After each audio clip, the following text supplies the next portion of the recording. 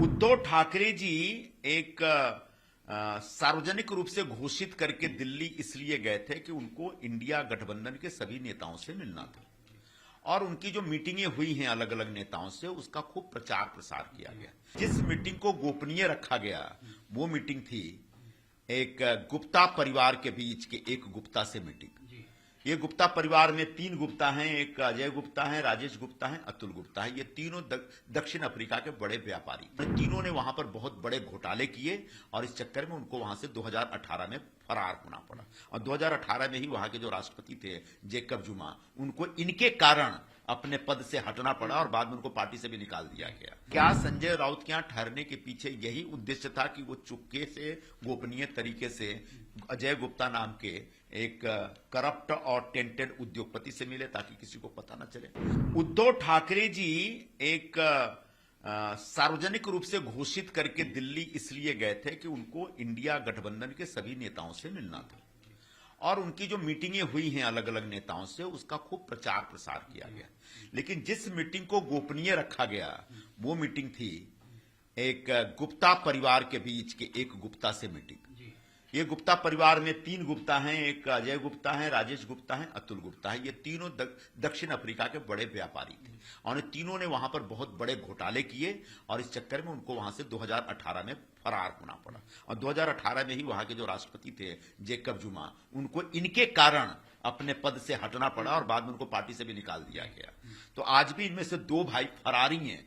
Interpole की notice है, red corner notice है और अभी तक वो गिरफ्तार नहीं हुए, दुबई बेस में इस समय। लेकिन तीनों के अलावा जो तीसरा भाई है तीनों में अजय गुप्ता, इसने कुछ कोशिश करके अपने ऊपर से सारे केसेस ड्रॉप करवा लिए, वो भारत में है।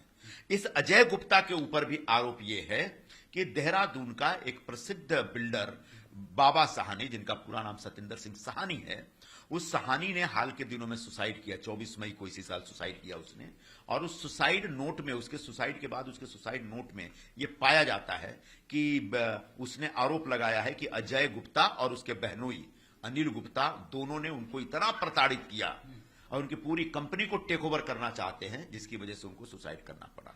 उत्तराखंड की पुलिस, देहरादून पुलिस ने तत्काल अजय गुप्ता, अनिल गुप्ता को गिरफ्तार किया और वो 11 जुलाई को जमानत पर छूटे। तो ऐसा व्यक्ति जो किसी को आत्महत्या के लिए उकसाता है, जो किसी की कंपनी को टेक ओवर करने के लिए 420 करता है, ऐसे आरोपी से उद्धव ठाकरे जी गुपचुप तरीके से क्यों मिलते हैं, ये सवाल है। क्या उद्धव ठाकरे जी का, जैसा कि महाराष्ट्र को पता है कि इस परिवार के बहुत सारे इन्वेस्टमेंट इंडिया से बाहर हैं, तो क्या इंडिया से बाहर जो अलग अलग देशों में इन्वेस्टमेंट है उसमें साउथ अफ्रीका भी है? क्या साउथ अफ्रीका में आपका कोई इन्वेस्टमेंट है? क्या साउथ अफ्रीका में अगर आपने कोई फाइनेंशियल इन्वेस्टमेंट कर रखा है तो उसमें गुप्ता परिवार की कोई भूमिका थी? क्या आपके पास जो बाबा सहानी, जिस बिल्डर ने सुसाइड किया, क्या उससे आपका कोई लेन देन था? उसमें कोई इन्वेस्टमेंट था जिसको आप सेटल करना चाहते हैं इनसे गोपनीय तरीके से मिलके?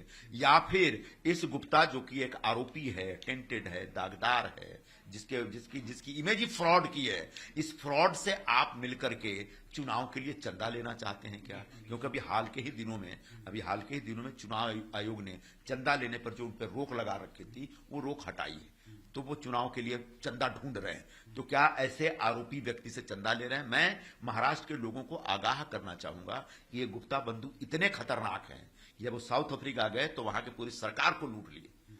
ऐसे गुप्ता बंधु से अगर ठाकरे परिवार कोई चंदा लेता, उद्धव ठाकरे कोई चंदा लेता है, तो उसके बाद महाराष्ट्र का क्या होगा, इसकी कोई गारंटी नहीं दे सकता। सर, हमने देखा, बात करते हैं, जब भी किसी विधायक से मिलना होता है, उनको मिलना होता है, तो विधायकों को कई घंटे इंतजार करना पड़ता है या शायद कभी कभार नहीं मिलते। ऐसे समय पे दिल्ली जाते हैं उद्धव ठाकरे, ये अपने आप में, लेकिन क्या ये मुलाकात किनके घर से हुई? क्या सवाल, बहुत बड़ा सवाल है। उद्धव ठाकरे जी जब भी दिल्ली जाते हैं तो आमतौर पर ताजिया मौर्या में ठहरते हैं।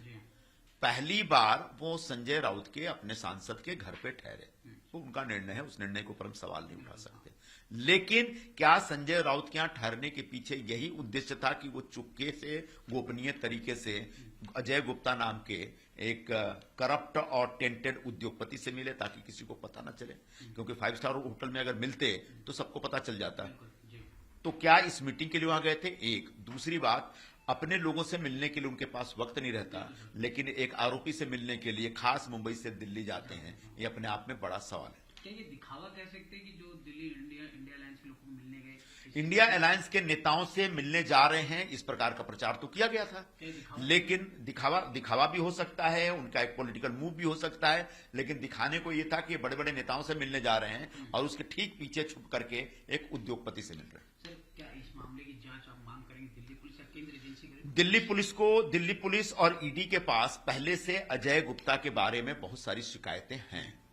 अजय गुप्ता के खिलाफ जो बाबा साहनी जिनने सुसाइड किया, वो सुसाइड के 1 महीने पहले ही ईडी को इस प्रकार की नोटिस भेजी थी, शिकायत भेजी थी कि इसने बड़े पैमाने पर मनी लॉन्ड्रिंग कर रखी है और वही पैसा देहरादून और सहारनपुर में इन्वेस्ट कर रहा है। तो संभवतः ईडी इसकी जांच कर रही होगी।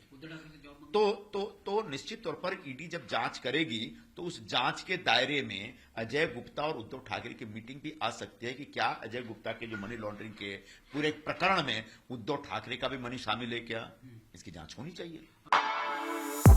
For exclusive and insightful videos, subscribe to our new channel ABP Live Premium.